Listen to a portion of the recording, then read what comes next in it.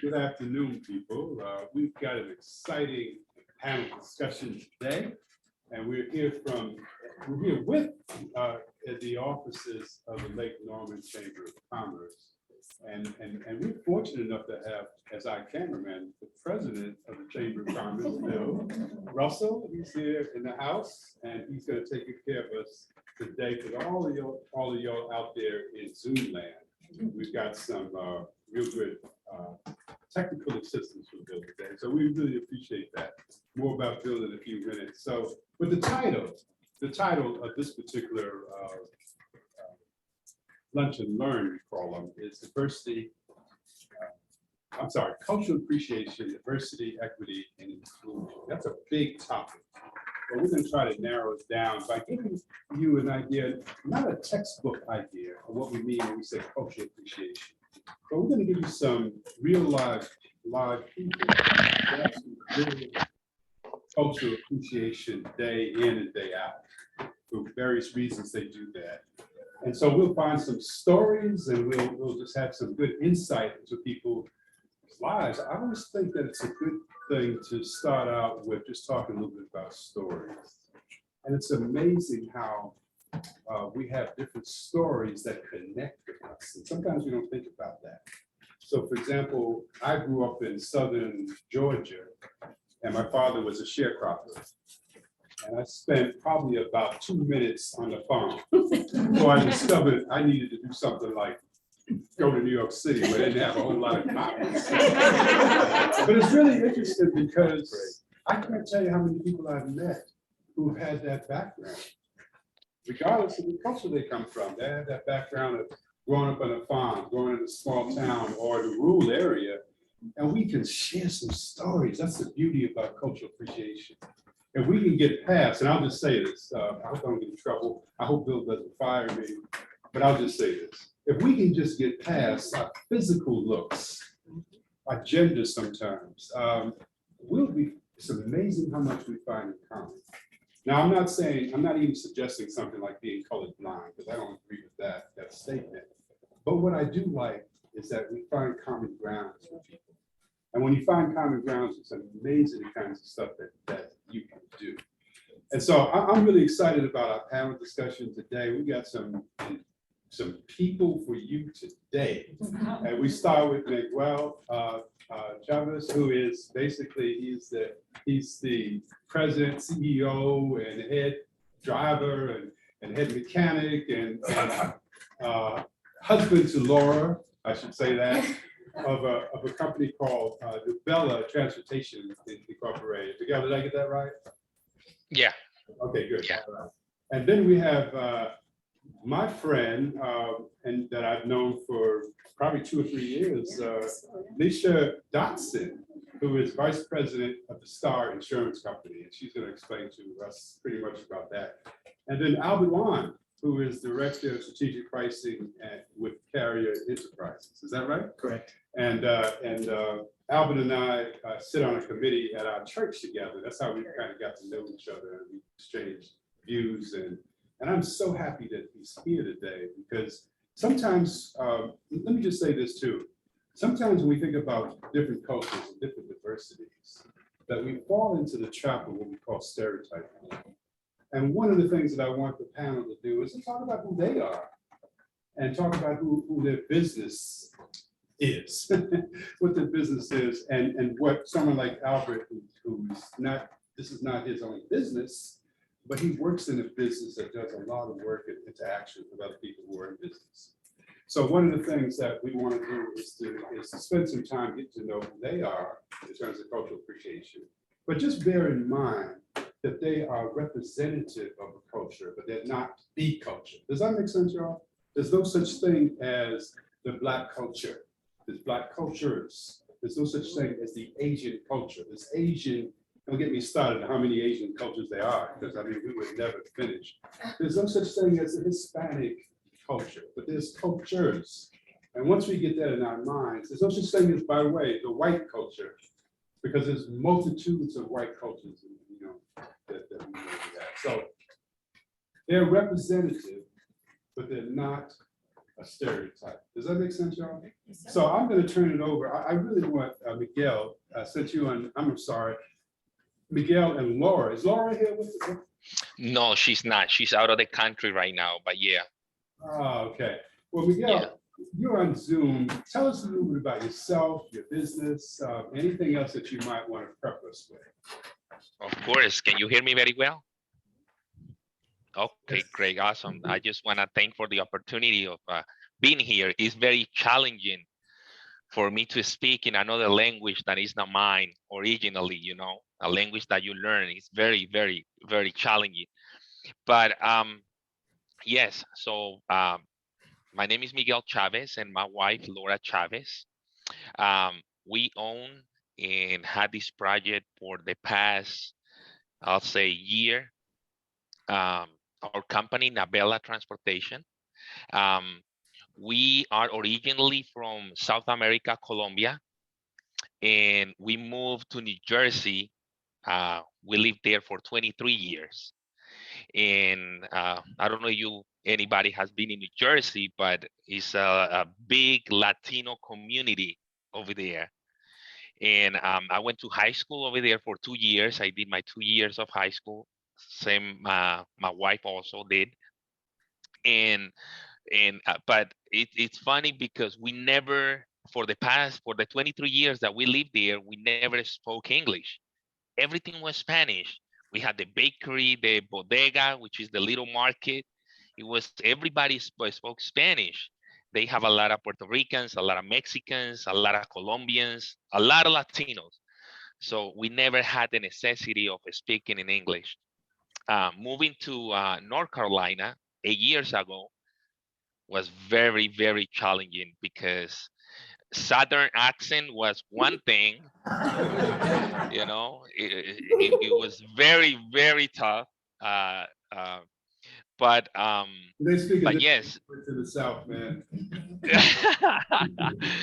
it was very tough.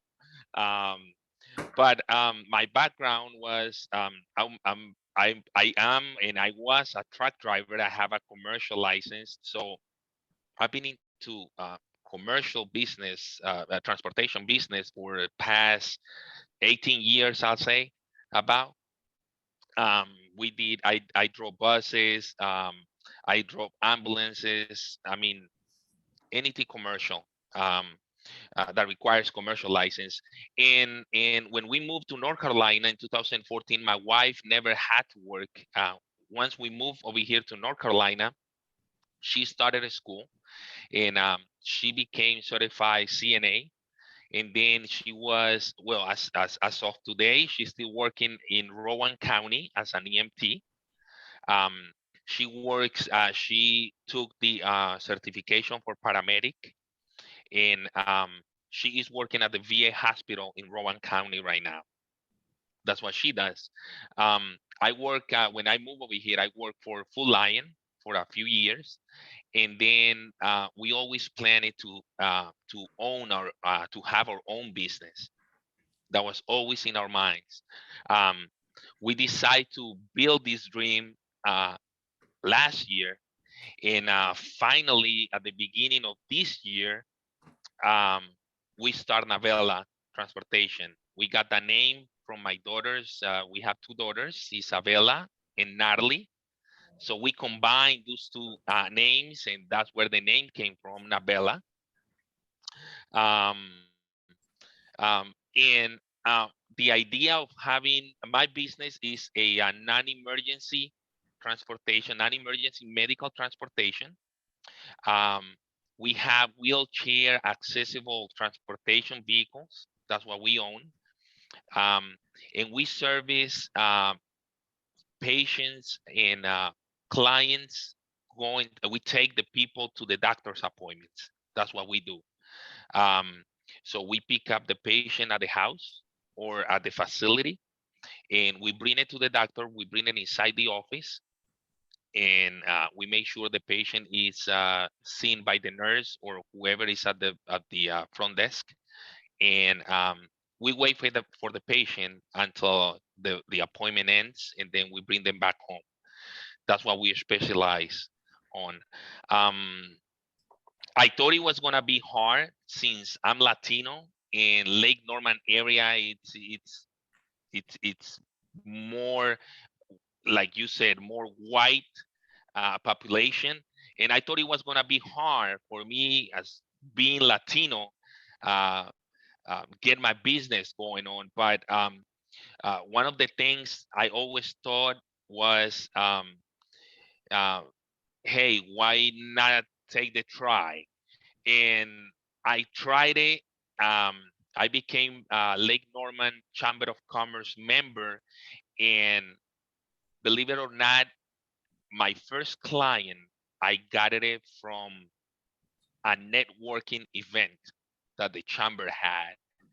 I met with so many people, and I mean, people I met, they're being so nice to me and to my wife and to my family. It's unbelievable. Um, One of the things that I always said is why I never had somebody to guide me to start my own business. Um, my father is still in Colombia, but he used to not care of my family, my mother and my brothers and sisters. So it's a sad story that that he wasn't there when I need him. So but I took the advantage of being member of the Lake Norman Chamber of Commerce, and by the networking that they do, the events, I took that as a challenge for my company and for myself. In Hinds Feed Farms, I don't know if anybody has been at that place, but that was one of the first events that I went to, and they opened the door for me. I'm very happy for that. Um, but yeah, that's pretty much my story, a little bit of my story. Um, Too, because I think that one of the things that, and we all should recognize that the chamber does help us to introduce other folks in terms of networking events as well as meetings and seminars like this. But one of the things I love what you just said was that English was not your first language. it wasn't. I can imagine going to a networking event. It is crazy. You don't know how hard it is. And speaking in front of people, Yeah. it is in a language that is not yours. It's very, very challenging. There are a lot of things that you want to say, but you cannot express. Yeah. But thank you for that opportunity. But Miguel, that you I guys think give us. everybody else that's listening to this in one way or the other, because sometimes when we think about networking events, we don't go because we might be introverts, and we don't want to have to talk to other people. But you're an inspiration to us if you go to them and you persevere by doing the networking events. There's really no excuse for us that speaks the Southern Of course, language. yeah. Okay, Yeah. Let me switch over to Albert. Albert, tell us a little bit about yourself. Albert Wong, y'all. Sure. But by the way, y'all is what? I was about to. Y'all is you all, and everybody knows what y'all plural is, right? Yeah. All y'all. Okay, I'm sorry. What are you talking about? Well, you. All right. That's pretty universal, I thought. Really? Yeah. So I'm Albert Wong. I'm employed as the Director of Strategic Pricing at Carrier Enterprises. Carrier Enterprises is a wholesale distributor of HVAC, air conditioning equipment, based out of headquartered out of Charlotte, but has offices and facilities in 20 states, Canada, as well as Central America. When you are calling an HVAC contractor for a new unit, they actually buy the units from us. And unfortunately, I'm probably one of the persons responsible in making sure that those prices stay as high as possible. So that's either both good and bad. So how I got to Lake Norman in the Lake Norman area is I've actually been in the Lake Norman area for the past 10 years. My wife and I live actually just down the street from this office, the Chamber of Commerce conference room here. It was actually through career opportunities and through education that actually brought us down to the Lake Norman area.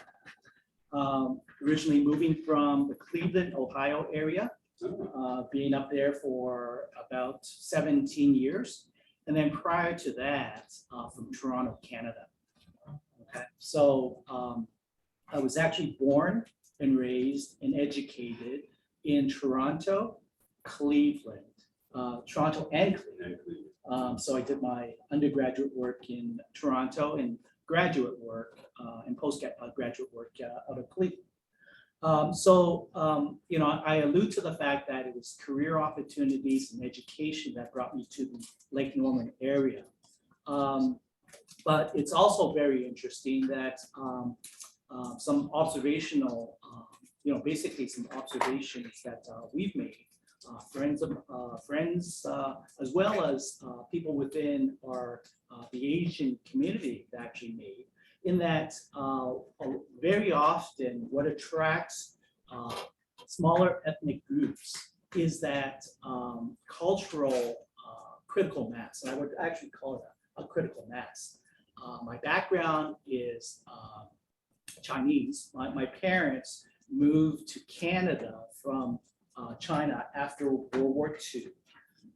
And so they, you know, the reason why they moved to Canada and most importantly to Toronto was because they had a critical mass of family, of friends, of a Chinatown, of a community, you know, a hub that would help them to assimilate into an English-speaking Western culture. And I would actually say that if you were to sort of identify two groups of individuals within, and I'll use the Asian community as a generality, because the Asian communities very often are first generation, for the most part, are first generation Americans, okay, who come overseas and who you know, basically live and work and raise their families in the United States. But where do they typically gravitate? You know, they gravitate into those areas, into those cities, into typically metropolitan areas where there is a larger group of similar and like-minded individuals. Makes perfect sense. Language, food, culture, you know, businesses. And Miguel, as he spoke, you know, talking about, you know, basically being able to work and live and not even speak English in a community is key. However, you know, which is great. However, when you try to break out of that and you want to move away, there are issues. And there are typically diversity issues. There's obviously equity issues, as well as inclusiveness, okay? Or in some cases, the lack of inclusiveness. Lake Norman, you know, as we know, is a very homogeneous area. You know, but over time, and, you know, and probably more so in the past 5 years, we've seen a rise of different cultures and different ethnicities coming into the Lake Norman area. So, I wanted to sort of explore some of those observations, but I just want to give that as a brief introduction, and we'll explore that.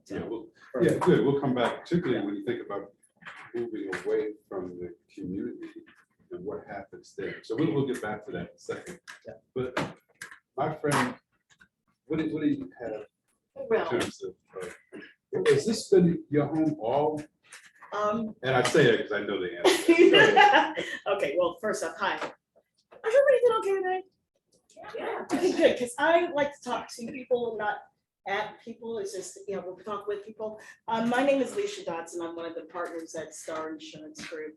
My company, we provide property and casualty insurance solutions, both in personal lines and commercial.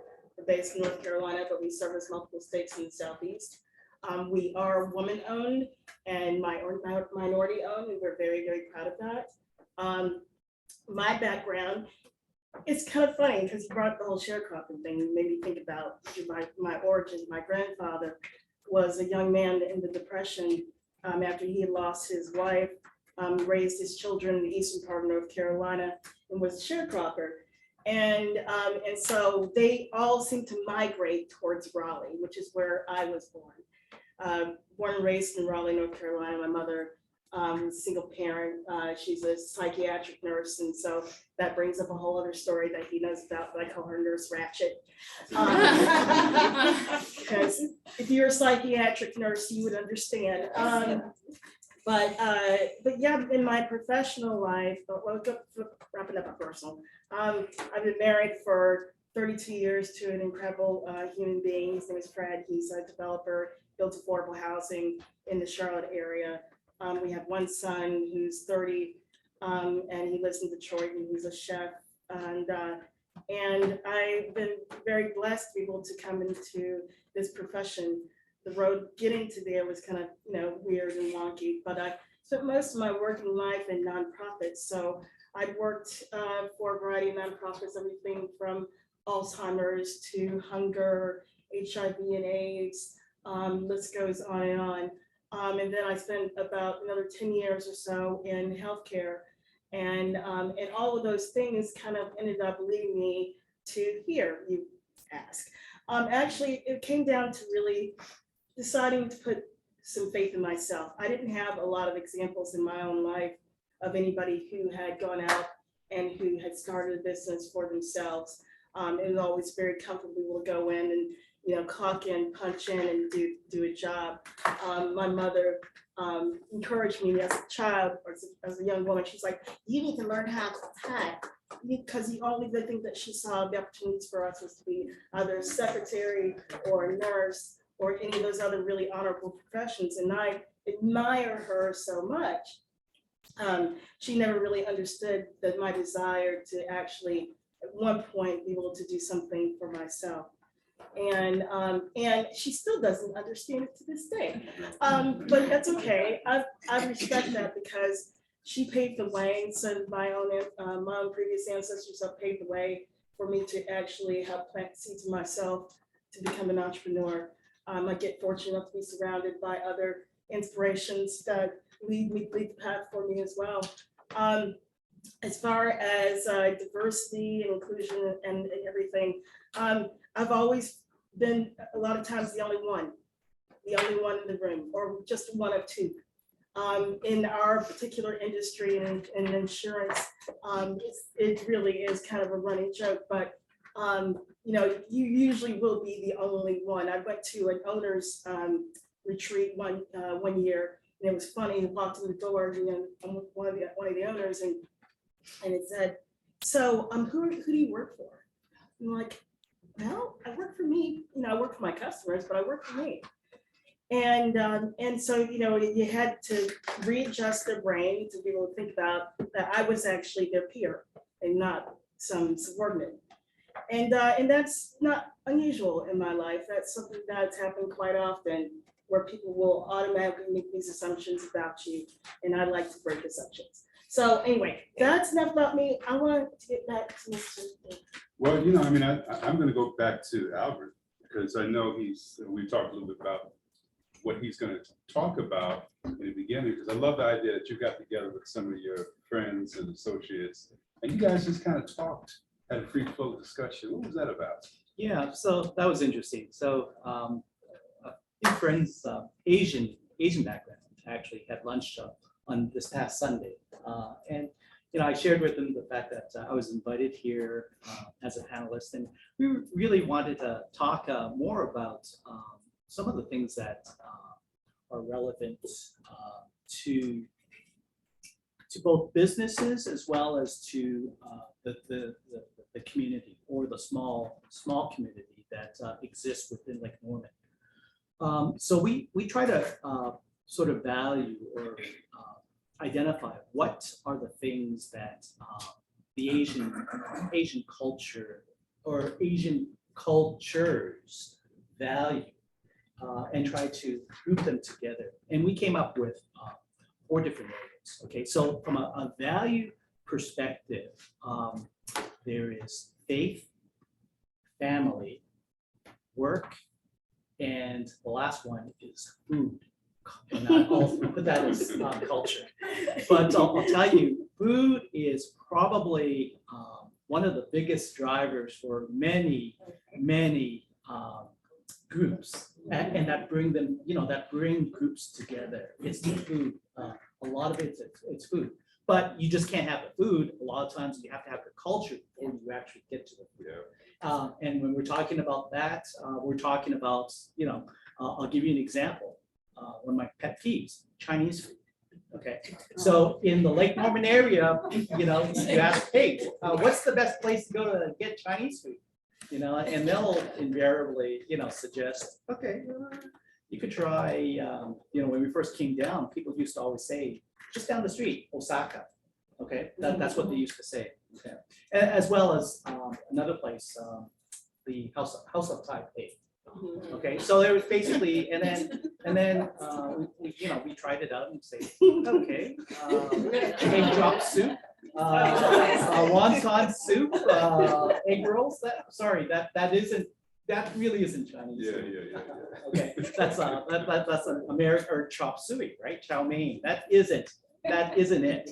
And if you were to tell me Lake Norman has the best Chinese food, and that's going to just drive you, you're going to drive 40 miles just to, to try it out. That's not, sorry for us, it's not going to do it. Okay, for us, coming from Toronto has probably the largest Asian community outside of Asia. Okay, there are, as an example, the Chinese population is probably right now, probably about 750,000 that probably have a background in Chinese. And there are probably, you can't count how many Chinatowns there are because it's virtually everywhere. There used to be one Chinatown, then in the 80s is 2, in the 90s there were 5, in the early 2000s, it's basically anywhere you go, it's Chinese food. And it's the authentic type, meaning you have cooks, you have chefs that come from overseas, especially, so when you talk about that and you make that comparison, that's not a driver. But because of that, observationally, that critical mass, you have this enormous community. And so as a result, when you have Asians who are looking to relocate or to move into an area, what's their first choice, right? It's that food, or it's that culture, or it's that critical mass. So, so the food culture is really important. And I mentioned earlier, faith, family, work, food, and I'll also mention it's not necessarily in that order.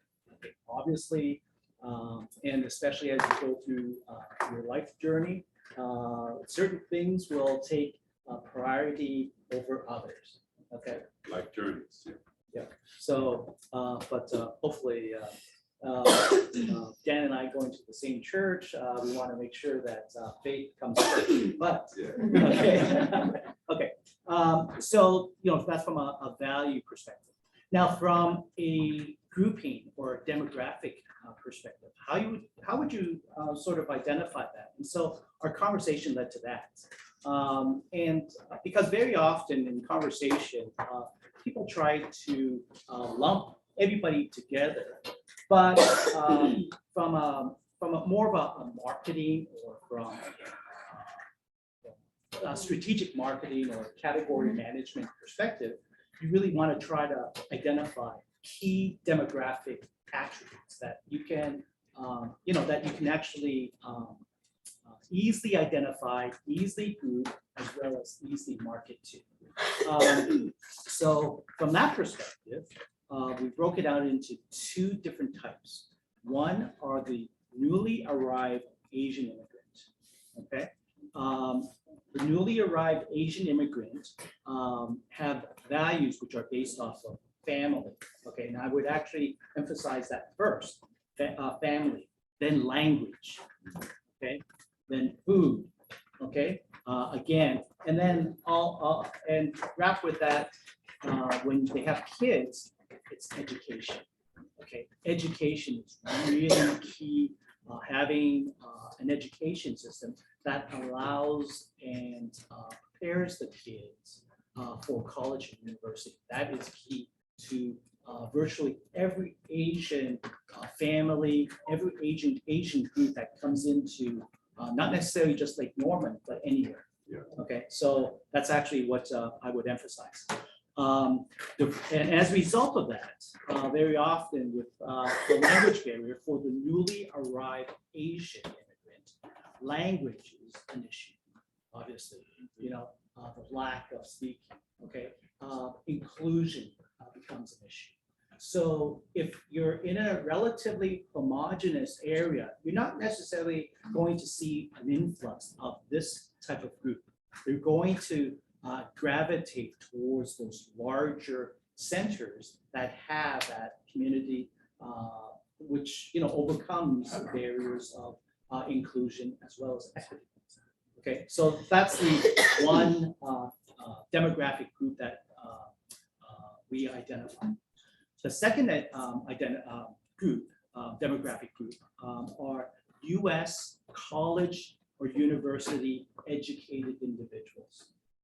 Okay, so you know, when you're part of the Asian community and the family unit, there's one thing that you are instilled with: go to school, education, prioritize that over anything else. Prioritize that over extracurricular activities. Prioritize that over friends.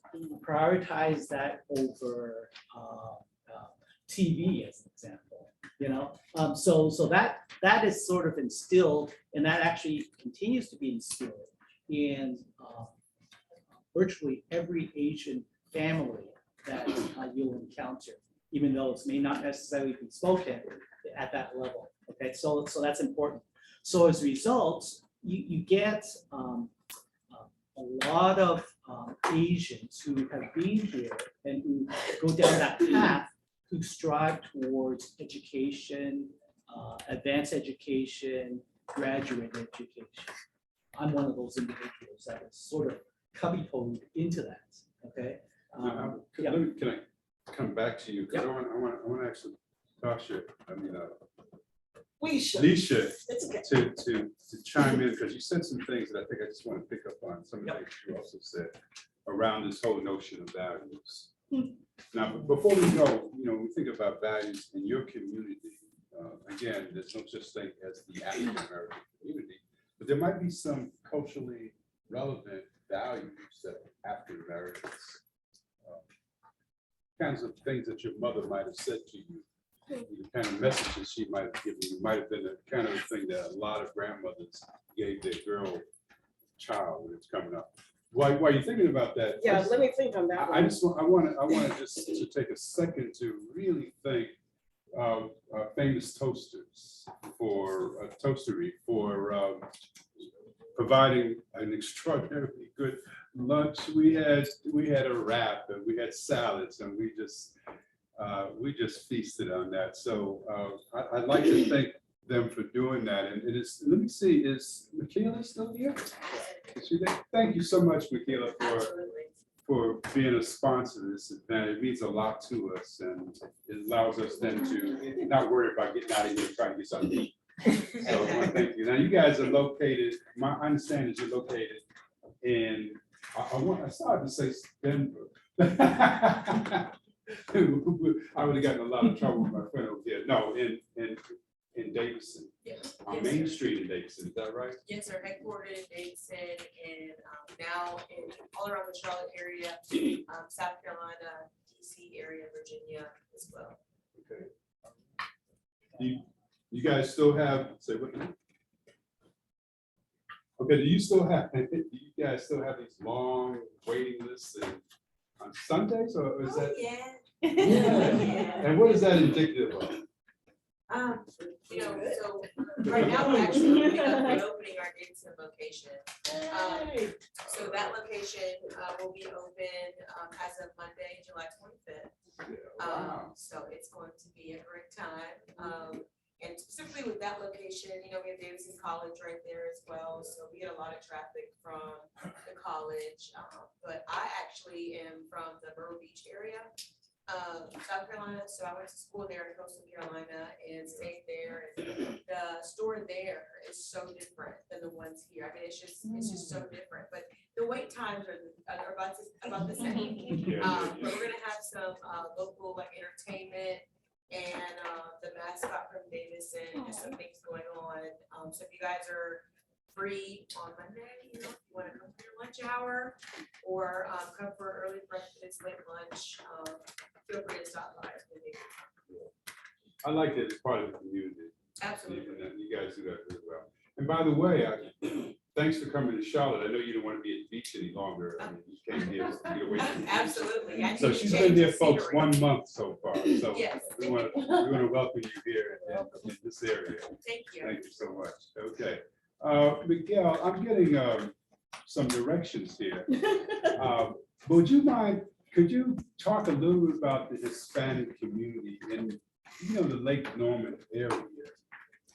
And talk a little bit about, you know, what are the kinds of things that might be a challenge to the Hispanic community? Some of the things that you guys from your community and from your cultures might really enjoy about being here in the Lake Norman area. Of course, I had it in mute, but yes, of course.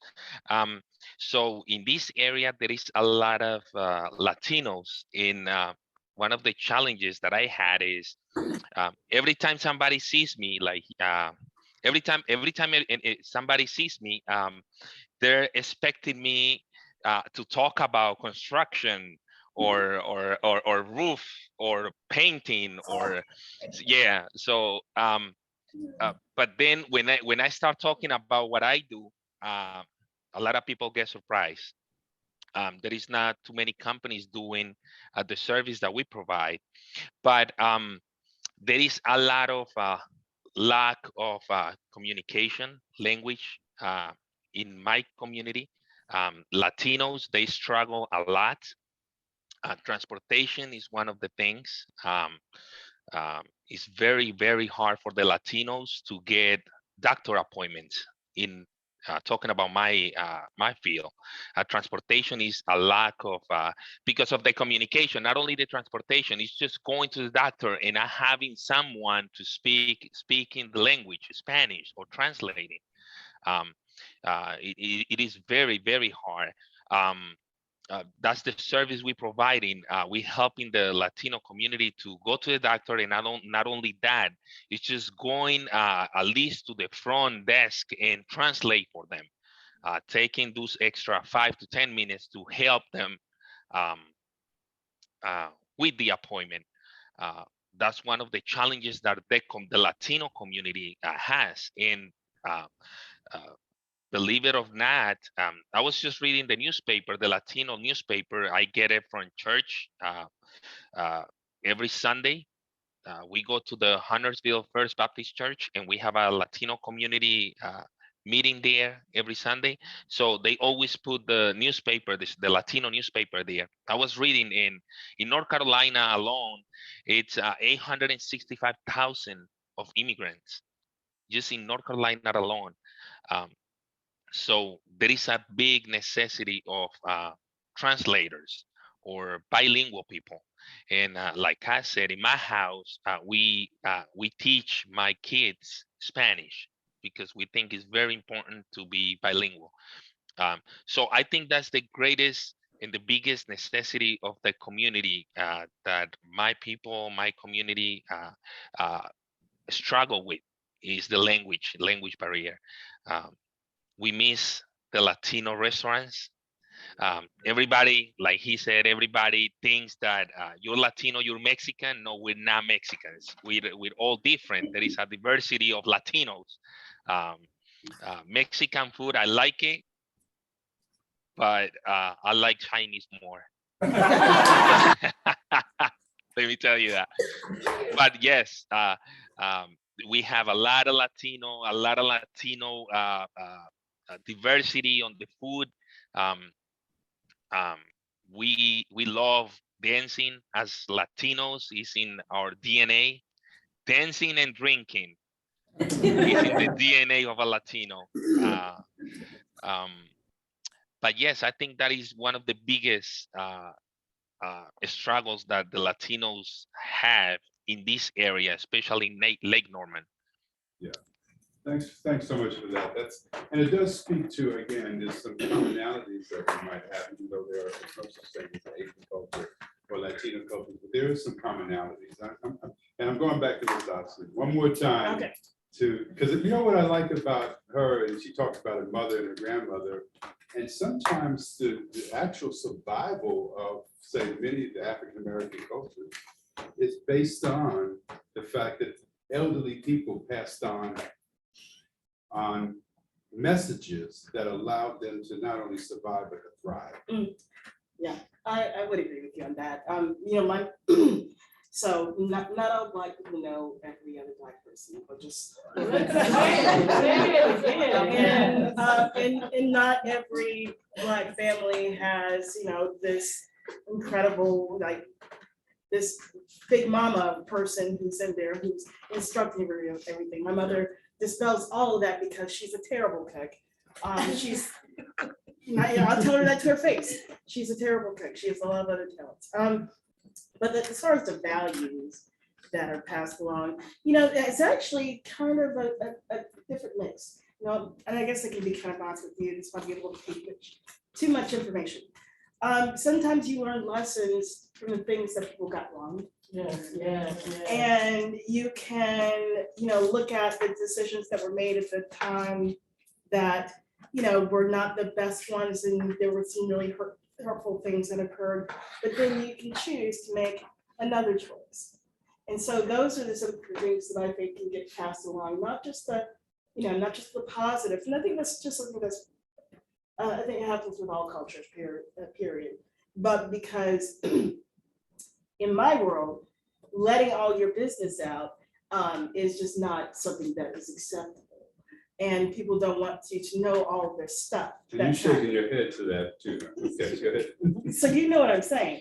You know, we just don't talk about that. That's why I'm a big supporter of getting mental health, of making sure that we are checking in on one another.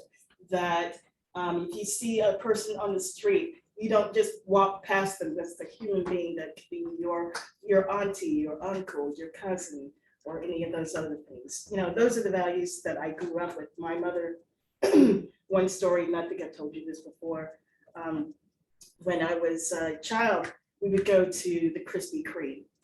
And, you know, the hot now signs and everything like that.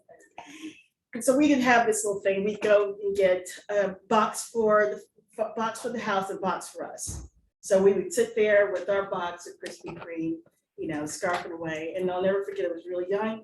I saw this woman sit at the trash can, looking in the trash can, looking for food. Looking for something. And I was pretty young. And I asked my mother, why is she doing that? And my mother said, because she doesn't have anyone who cares for her. And I think that was the moment that struck in me that I could never do that. I could never like pass somebody and see that they were in need and not try to do something. Now, that doesn't mean that I pull up my wallet every time somebody comes up and say, no, we'll work for food and want to give $1. But what I mean by that is that what she instilled in me was that you have to see people, see them, know that there's a story beyond that surface of what you see in front of you. She worked with a population of people who, you know, who were on the streets. We would have people come up to us and who would ask her for medication because they were once patients. And my mother, being my mother, you know, was like, not now, you know, she would just kind of pass them along. But she taught me that you have to see that person because that could be you, how easily that could be you. And that you have an obligation to make it better for somebody else. So thanks, Mom, I appreciate it. I wish there were a lot of things that I could say, like we had big examples of education or business people. I think really we had examples of just surviving. You know, you do what you got to do. My inspiration from her and from my grandfather, honestly, is that, you know, you don't have to have the greatest profession. You don't need to have several degrees or anything like that. What you need is grit. You need to be able to have determination to be able to decide what your fate is versus what somebody else decides for you. So I hope that's. You know, and I wish we had more time because this is such a, I mean, we're just starting to open up the can a little bit. But I wanted to get to Albert's last point that he was making, not last point, but the last group you're talking about. But if you have any questions, now is the time for questions of the panel. And we have 3 extraordinary people here, so don't be afraid to ask them some questions. They can deal with it. So Albert, tell us about the last group. I didn't want to leave here without. Yeah. Because first of all, review the first 2. Yeah, so we actually broke it into 2 demographic groupings. One are the newly arrived Asian immigrant types and the values that are associated with that group, where there's emphasis on family, language, food, and an overly high emphasis on education. Okay.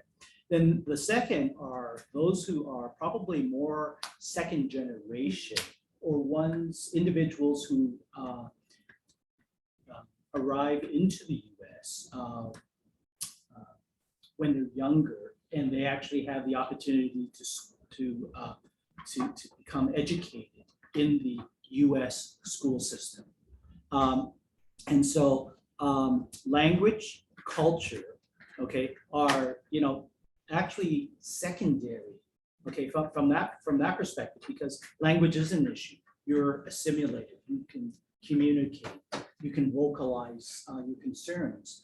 So that becomes secondary. But diversity and equity and opportunity there becomes probably more important, okay, as important issues to that secondary group.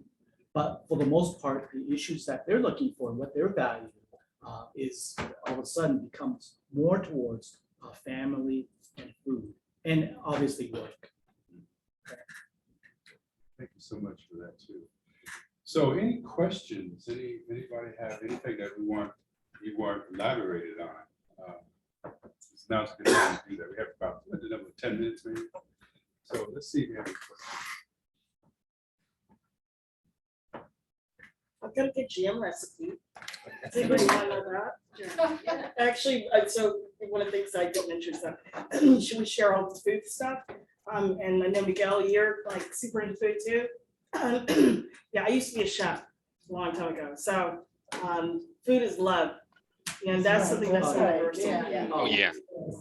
Food is definitely love. I mean, you could be at anywhere and you could set something in front of someone and they share a table, it makes the world a difference. So yeah, we should share food together. Recipes, definitely. That's it. Yes. You know, I actually, talking about food, I grew up in food. My family owned and operated restaurants in Toronto. I grew up learning to cook. So I was actually cooking when I was probably about 12 years old. I was prepping, I was cutting when I was 11. I was started cooking. Labor. Yeah, free cheap labor. And so it comes to the point where I can't get what I want. I'm spoiled because you come from Toronto and everything is accessible and it's cheap from a food perspective. So my wife, love her dearly, but she cannot cook. So I do all the good. Let's edit that. I can see that she's not online.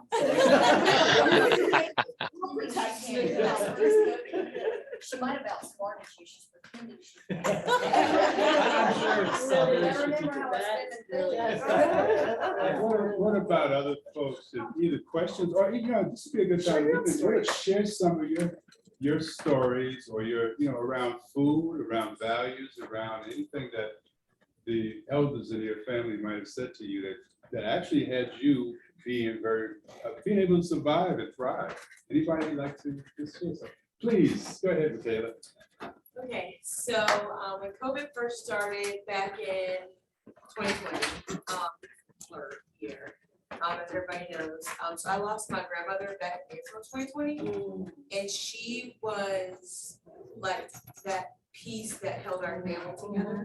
So things are a lot different now, but one thing that she, did with me, because I was the only, well, not the only grandchild, but the only granddaughter for a while.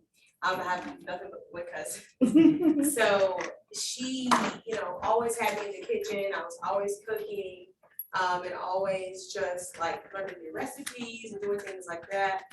So when she passed, I, like everyone else, was at home, or, working from home, just at home in the house. We know how that was, quarantine, whatever.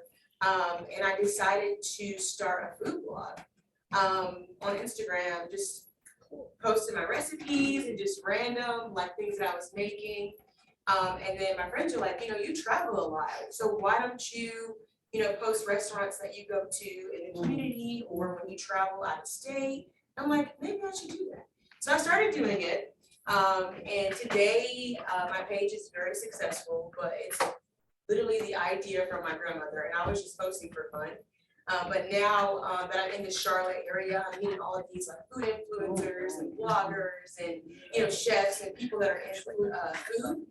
So I'm also a part of this group called the Black Foodies Network.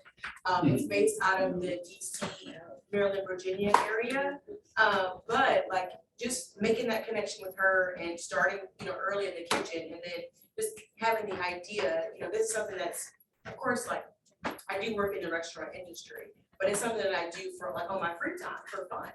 And it just goes to show that, it takes a small idea or a small, family member or somebody to encourage you to do something, and it just turns into, you never know. So that's one of my hobbies now, traveling and posting food. That's so cool. Yeah.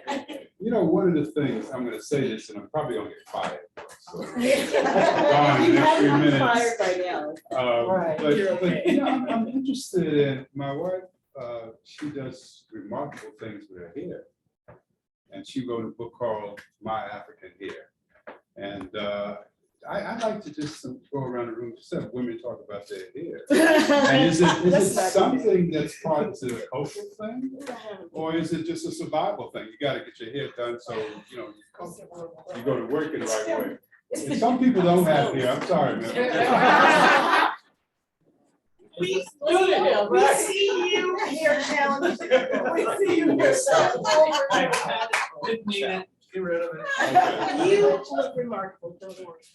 You mentioned that, but it until you just said that, it was a part of my culture in my family because of my grandmother.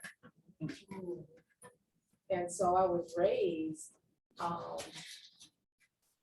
with a tribe in hair, and that you didn't leave the house. Okay. And not with those hair sleeve. No, that wasn't a value.